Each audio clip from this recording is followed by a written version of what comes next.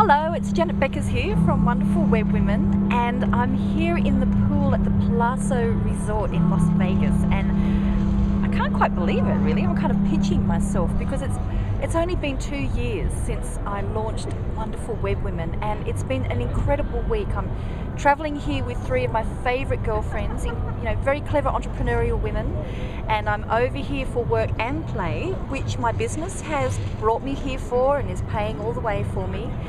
And last week I won Australian Marketer of the Year, and it was such a beautiful thing to do the night before I hopped on the plane to come here.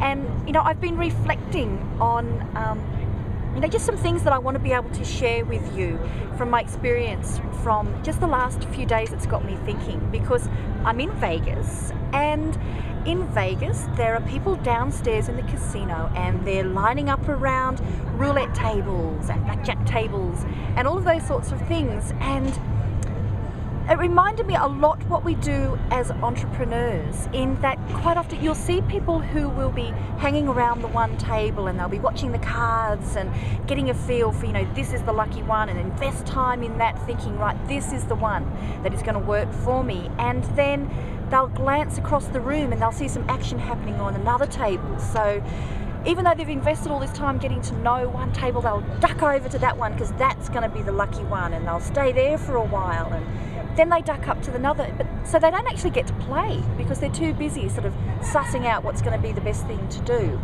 And as entrepreneurs, I think we tend to do that quite a lot, is that bright shiny object syndrome.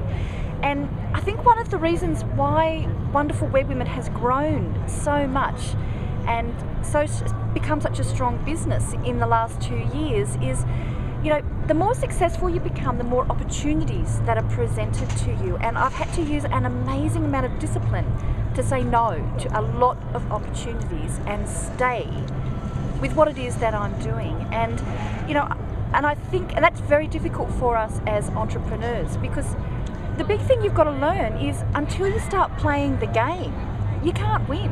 And if you're spending all of your time going from one bright shiny object to the next, thinking that this is going to be the thing that's going to work for me, and I don't want to start until I've actually found out everything I need to do. So what I'd like to share with you is, don't just jump in. You've got to do your research. You don't do it silly, but once you've found that one thing that feels right, is stick with it. Ignore the other things, because there will be so many attractive things that it can end up being too much of a gamble. You don't want to spread your odds too much when you're starting out. Just stick with that one game, get to know it well, avoid the temptation. And so I really hope that helps you a bit today. I'm just loving what I'm doing now, and I've still got another week here to explore, and I'll be sharing messages with you over the time that I'm here. So in the meantime, I think I've got a cocktail that I've got to go and drink over there at the side of the pool. So I'll see ya. Bye.